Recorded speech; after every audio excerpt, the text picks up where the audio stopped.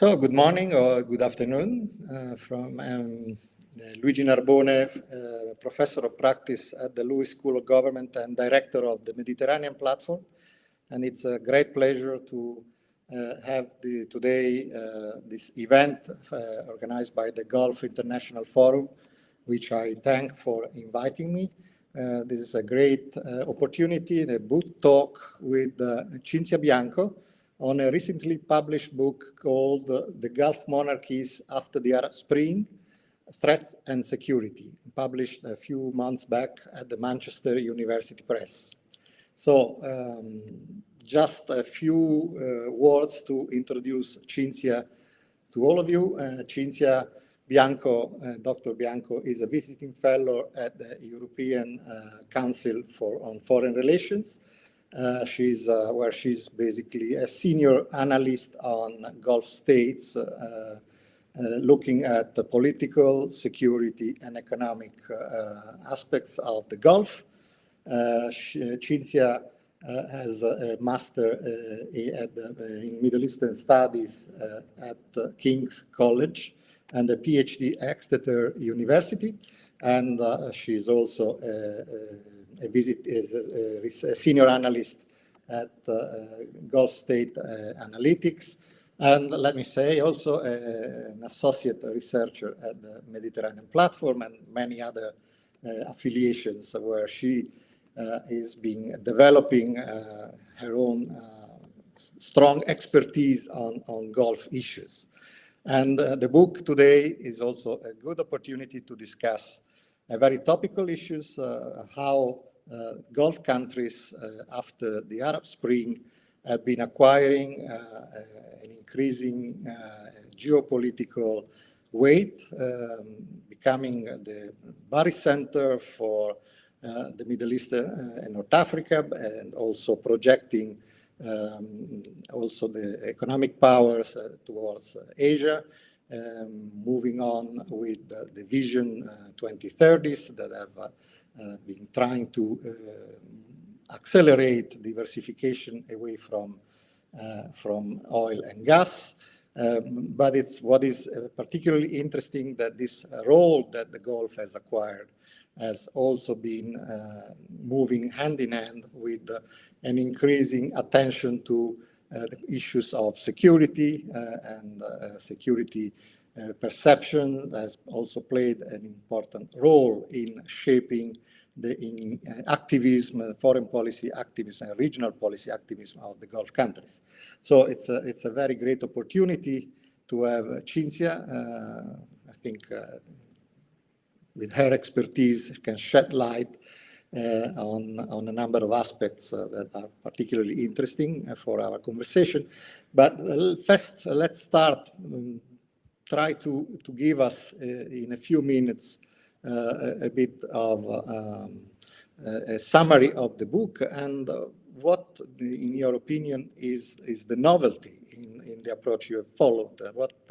What have been your main discoveries and surprises while you were writing it, and what do you think can be the innovative takeaways that a reader from your book will bring home? Cinzia, thank you. Thank you very much. So let me first thank the Gulf International Forum for hosting us today. It is always a pleasure to participate in their events, and I'm really happy that they asked me to do this book talk with all of you. And also let me thank Professor Narbone for joining us today and agreeing to moderate this quick session. It's a pleasure to be together to chat about these issues, considering that we've also started doing some work together at Lewis University on the topic of the Middle East and Gulf affairs, and an open disclaimer just to begin our chat and our event together. We will be launching a specific course on Gulf affairs at a new global MA program at Lewis University in the fall. So me and Professor Narbone have been talking about the issues that we will be discussing today from an academic point of view in other settings as well. And so we are basically together in viewing first and foremost the Gulf as a rising center of attention and importance in the wider geopolitics of the Middle East and North Africa region. And if you will, also an extended version of such region, which includes some parts of Africa and some parts of Asia as well, especially if you look at Gulf-centric, if you take a Gulf-centric view.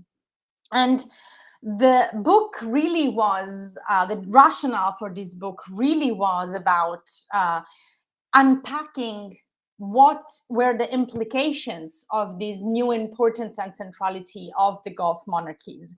So we know from Middle Eastern studies that security perceptions often inform and drive policies for foreign and security policies for states in the region of the Middle East and North Africa, in particular, given the historical context of the region and given the fact that it remains an unstable region. And of course, we see it even in the news every day.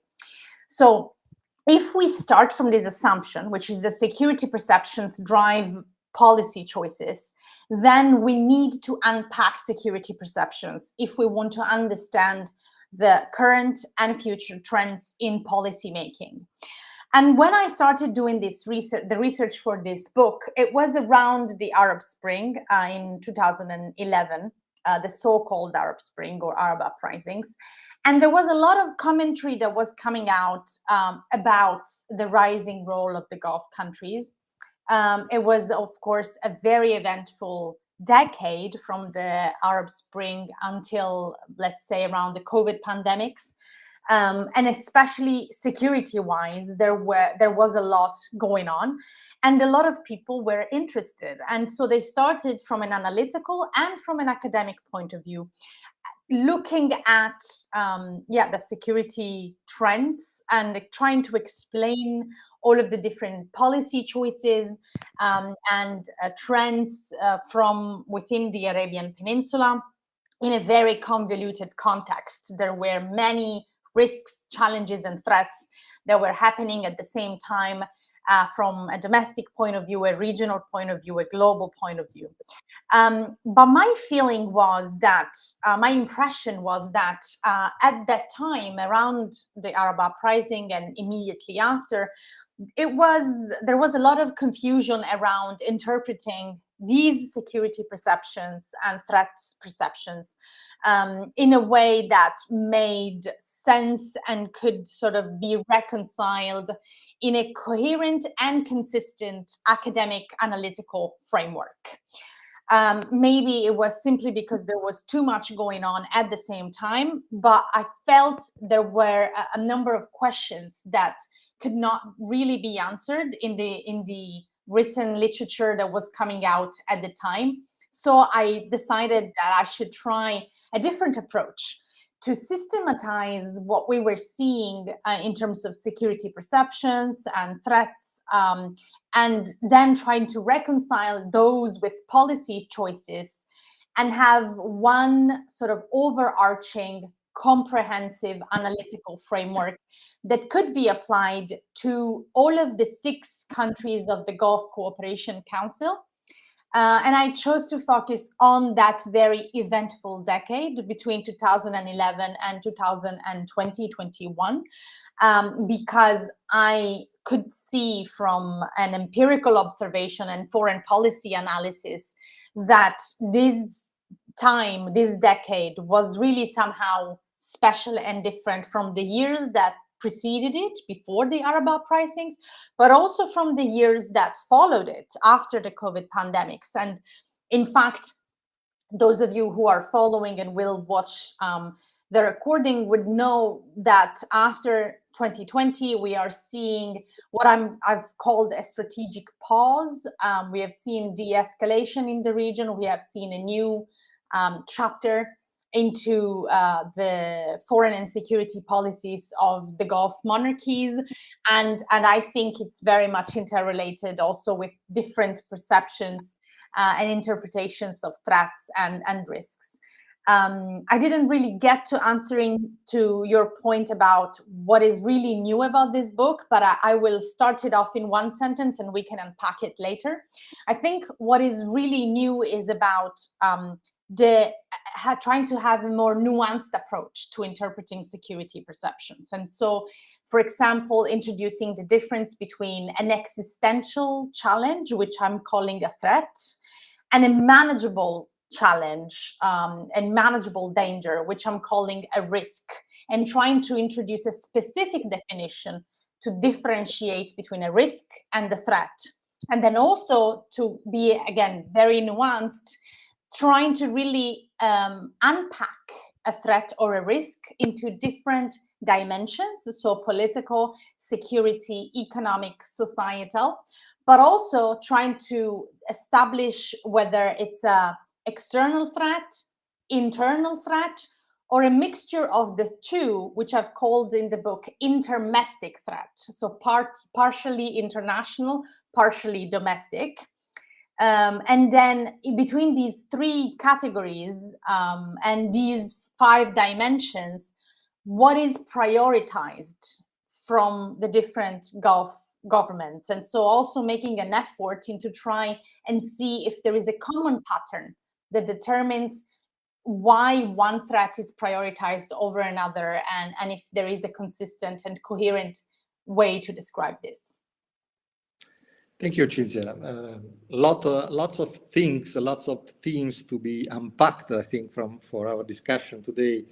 And certainly also you mentioned the fact that normally the perception that the Gulf is one block is clearly a distortion in the interpretation. Where we remember we have 6 countries that have very different or nuanced perceptions of threats and risks. But perhaps starting a little bit to move on the discussion, you mentioned this distinction between the perception about internal, external, and somehow mixed threats and risks. And how do you perhaps characterize them, and what perhaps could you give a couple of examples of and how they have played out in shaping different positions within the Gulf Cooperation Council amongst Gulf countries? Yeah, absolutely. So the first thing, this first sort of clarification before we go into more details that I would like to share is that the book was really concerned with perceptions and the impact because they drive policies. So it's not really, when I do a description or an analysis, I'm not really concerned with an objective determination, such as in a clinical laboratory of threats. It's not myself and my views as an external observer trying to determine whether a threat is really existential. Is myself as an external observer trying to determine if a threat is perceived as an existential threat, whether it is or it isn't. That doesn't really make a lot of difference if you are concerned with the impact over policies. So when I say, for example, external threat, what I mean in the definition is an issue that is clearly originating from abroad, so from outside the border of the country, and that clearly targets most significantly the external interests of the country. So to give a specific example, the invasion of Iraq by the United States, it was an external issue. It was perceived as a threat, first of all, because of the repercussions. So on the longer term, but it was obviously international and external because it had nothing to do with the borders of the GCC countries, and it didn't have an immediate impact and link within the country itself. It, of course, in the longer term could have also repercussions, but it was exclusively external.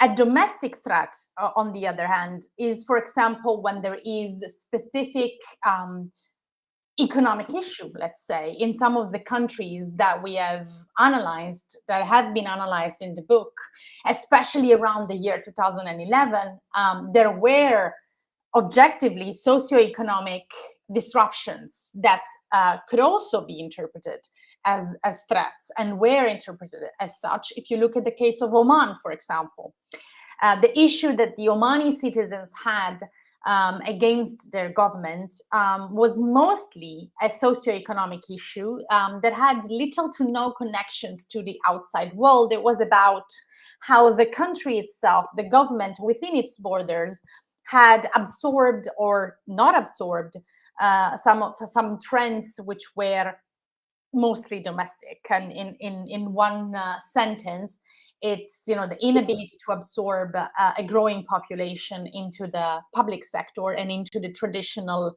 if you will, rentier economic model. Then there is the intermestic category, which I have found to be the most common by far in all of the 6 GCC countries, which is when there is an issue that originates abroad but has a very clear domestic impact. And so several issues were perceived as being intermestic, in my opinion. One quick example from the decade that we're talking about is, of course, the emergence of Daesh as a jihadist group. It did not originate from any of the GCC countries, and on many levels, its ideology was quite alien to the dominant thought in all of the GCC countries.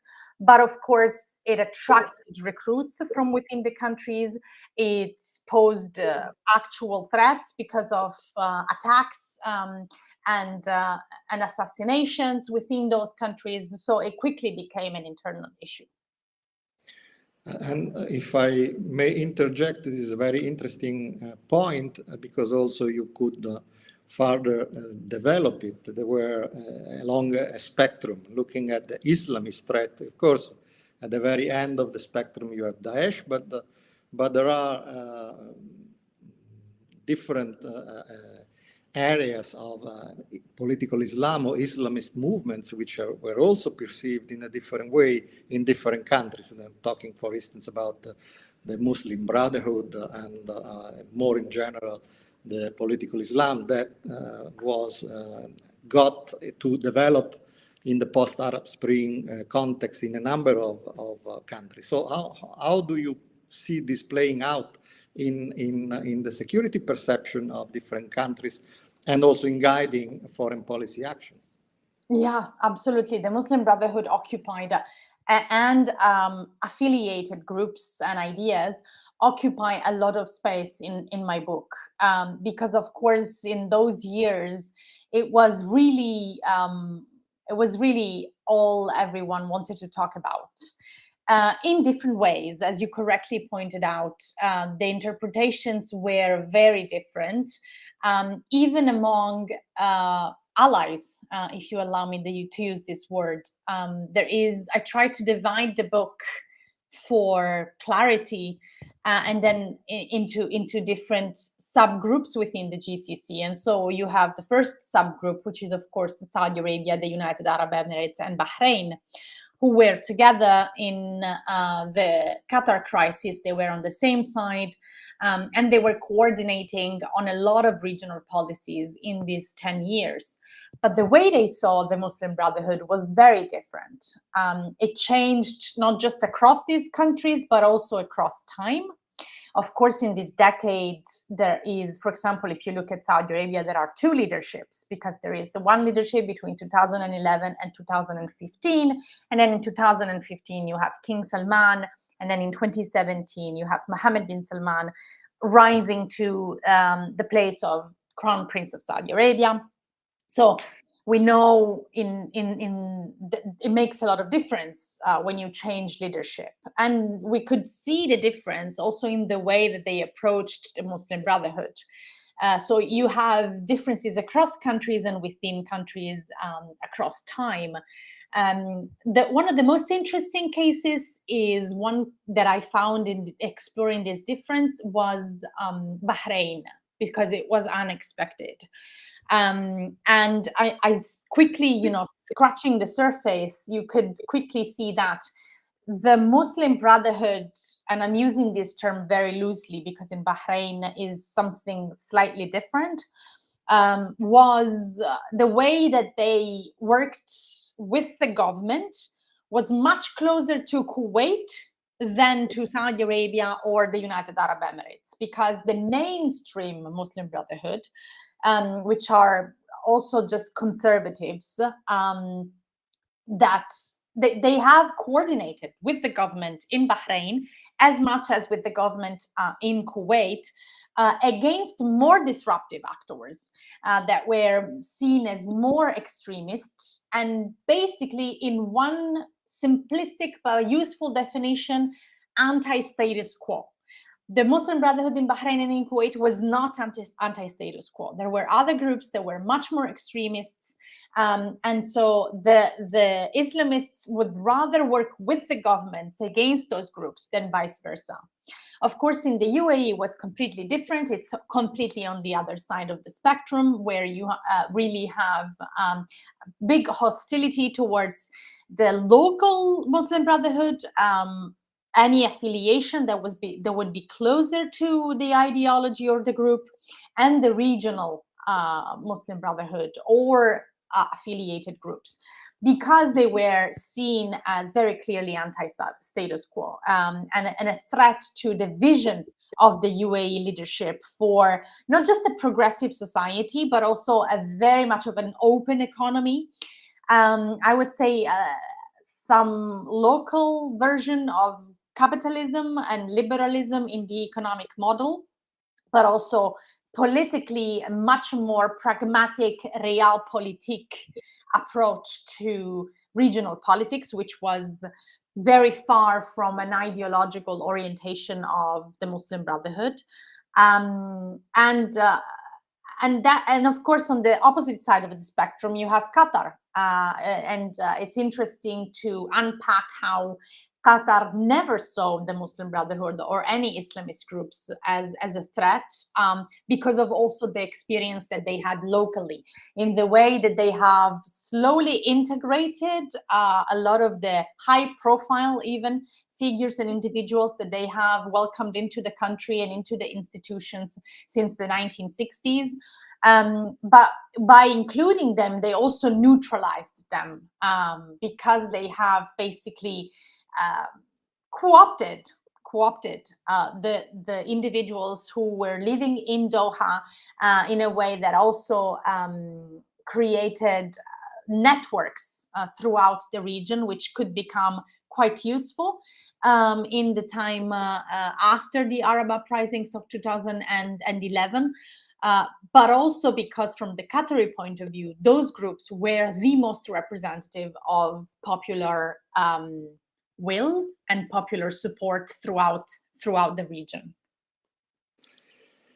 There are so many potential subjects that can be developed from your summaries of your findings, but certainly there are interesting points that I like to touch upon.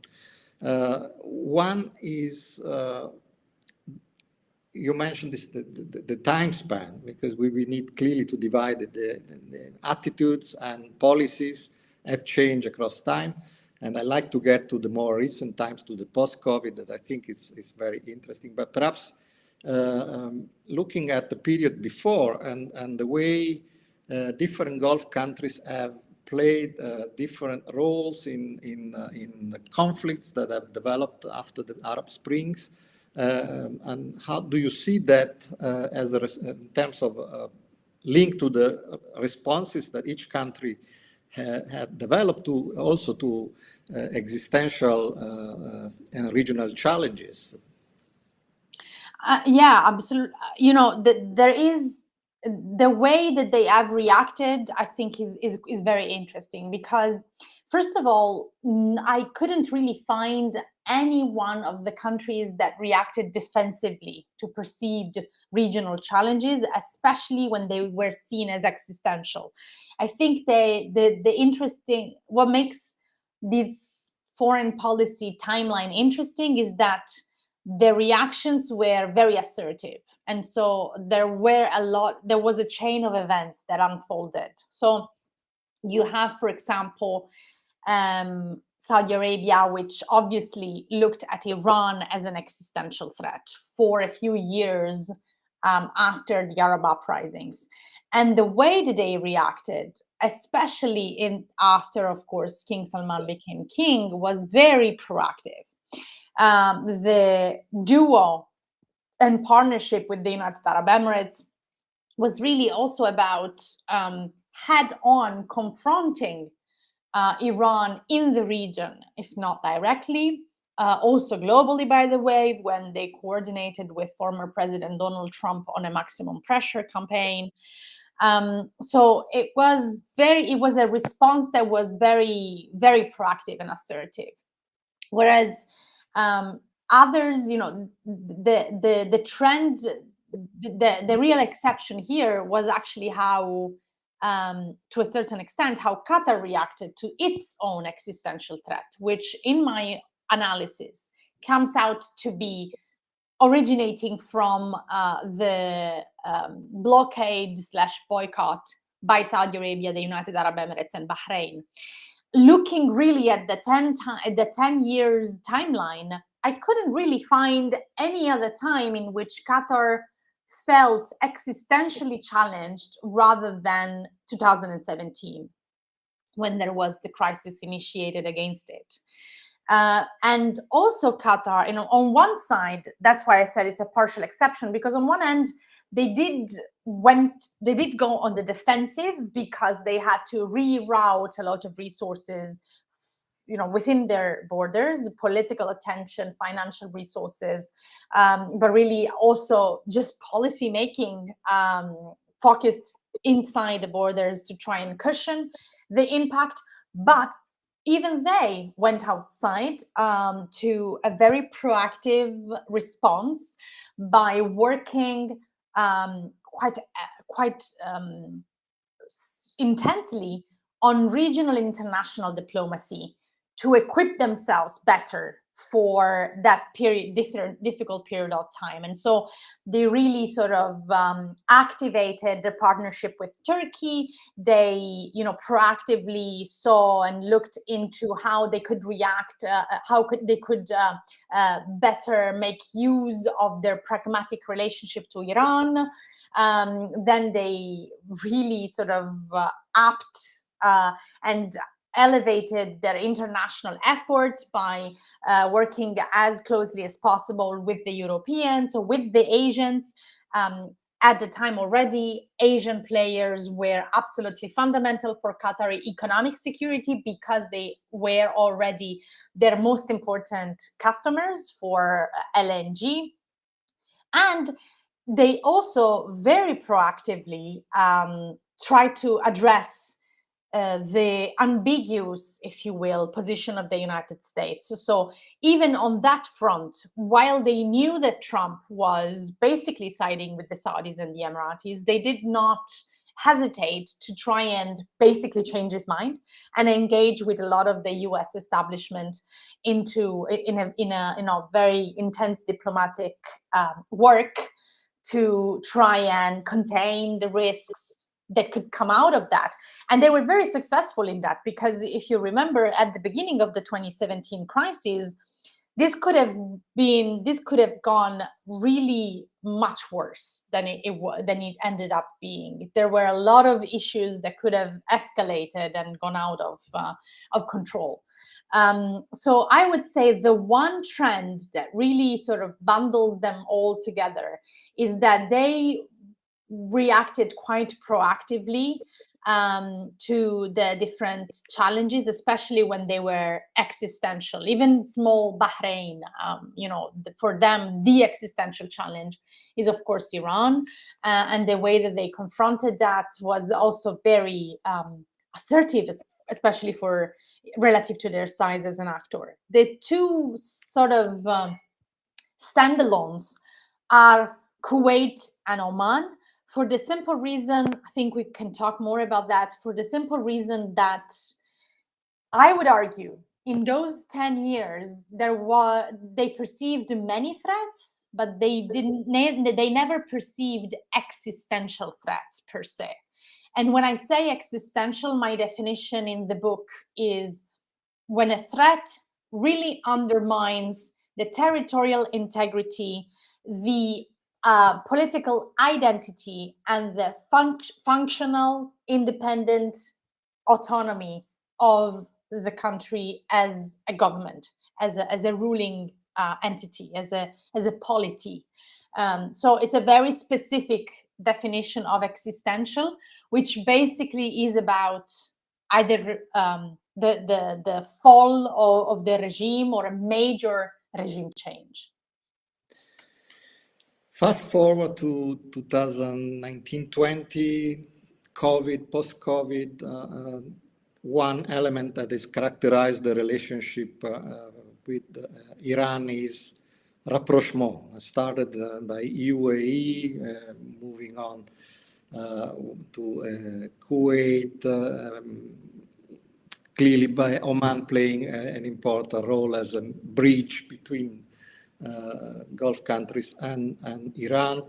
And then the final element, the most remarkable element has been last year, Saudi-Iran rapprochement. That seems to be holding in spite of the crisis, the ongoing crisis, the Gaza war, and the tensions that have been intensifying across the region.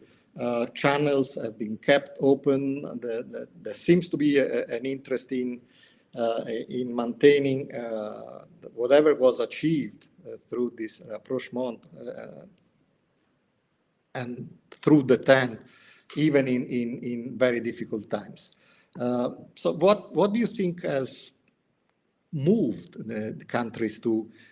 Is it a change of perception, or is it a different analysis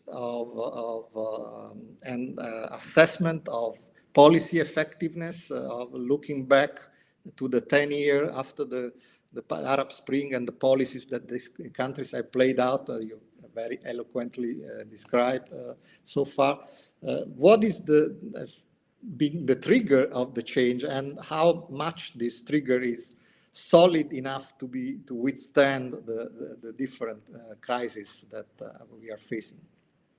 So that's an excellent question, and I will have an answer that is slightly contrarian to the consensus of our colleagues, because I think the consensus is that the change of policies and approach towards Iran is mostly linked to the fact that is only linked to the fact that there has been an analysis of the effectiveness of the approach, and it has been decided that the approach has not been effective.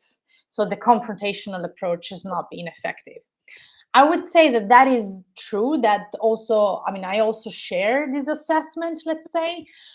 But on the other side, I think there is another element that is quite important to highlight. And of course, it is linked to my book and my research, because it's about how the perception of Iran has changed.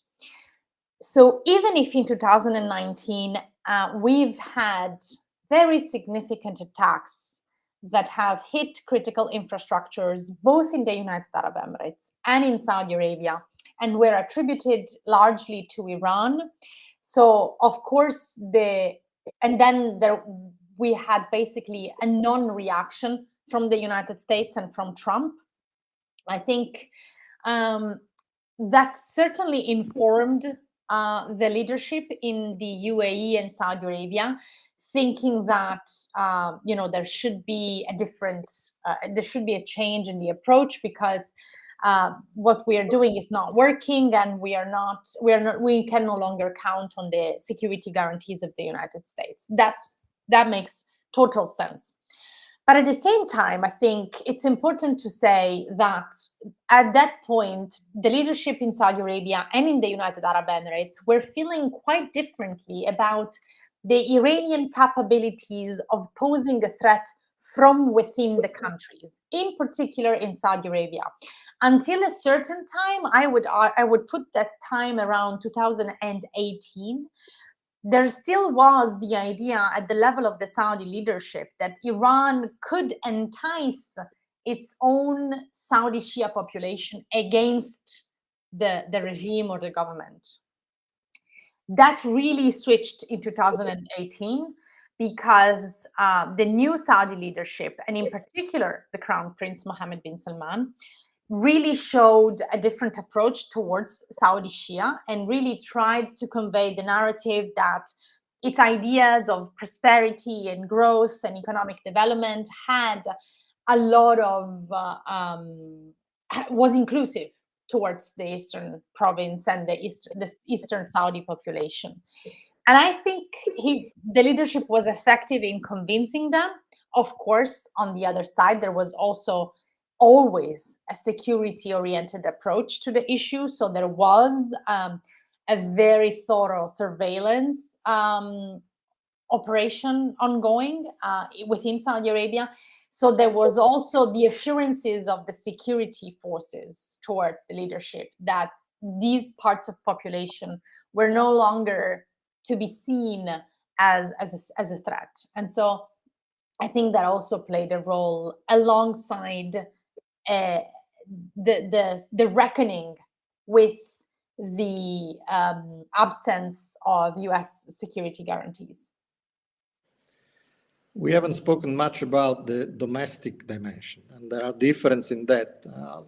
How much do you think security concerns have played a role in shaping also the reform agenda of these countries?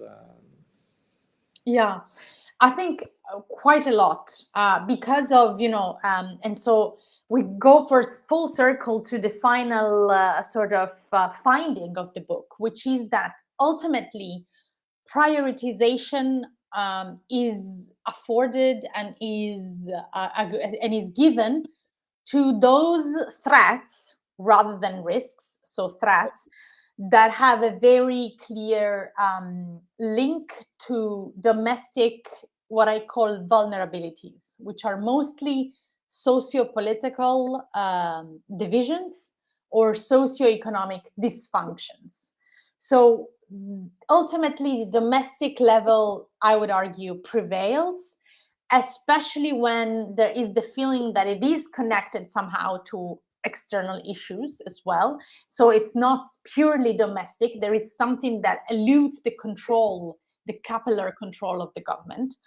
And therefore, if you can tackle your domestic vulnerabilities, therefore, you feel more secure towards the external challenges as well.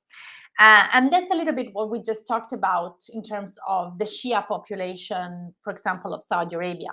There was at some point around 2018 this switch that at the domestic level, the socio-political divisions and the socio-economic dysfunctions were in a better place. We're not entirely addressed, but we're in a better place.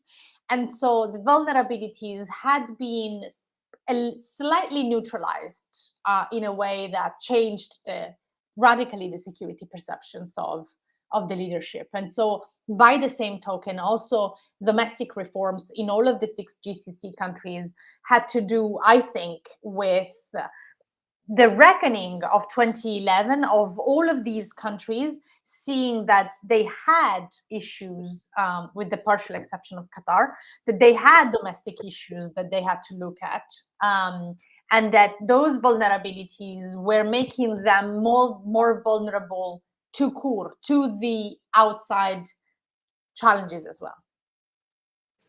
There is one last question. I think time is running out, but one last question from the audience, which is about the different role, different perceptions of Muslims within the Middle East or the MENA region and Muslim outside the region. And this, of course, is particularly for Saudi Arabia and the long-standing project of Saudi as leader and protector of the two holy mosques, and a special role in leading the Muslim community worldwide. How this evolution that you have highlighted plays out on long-standing projects that especially a country like Saudi Arabia has played throughout its history. Yeah, it's a very interesting point because one major issue that I tackle in the book is to what extent are the GCC countries interconnected? To what extent are the Arab countries interconnected? To what extent are the Gulf countries, including Iran and Iraq and Yemen, interconnected? What's the relations between these different countries from a security point of view? Is there any group or subgroup of these countries that can be called a security community? Or is it a security complex? Or is it something entirely different? So, of course, introducing also another layer, which is Muslim countries outside of the MENA region, makes it, I would argue, even more interesting, slightly more complicated, because you lose some of the elements of connection, such as common historical background, but you gain other elements of connections which are more ideological, I would say, and more philosophical as well. And you still have a shared story to tell. It's just a different story and it's a different history, and you still have a lot of interesting political connections. So I think this is an interesting, there is already some research in that direction, but this is an unexplored field for further research, I think, to unpack, to ask the question, is there a security relations in terms of being a security community, security complex, or another thing entirely between Arabs and non-Arab Muslim countries? Yeah, so a lot to unpack there. Well, perhaps a topic for your next book then. I think we are at the end of this very, very rich conversation. I'm sure that you have pushed a lot of people in the audience to read your book, and definitely I would encourage them to do so. And I would like to thank you and thank the Gulf International Forum for hosting this book talk today. And I hope we will have more opportunities to continue our conversations. Thank you very much. Thank you so much, Professor Narbone, and thank you to GIF for this opportunity. And yes, to the next chat. Have a good evening or day. Bye-bye.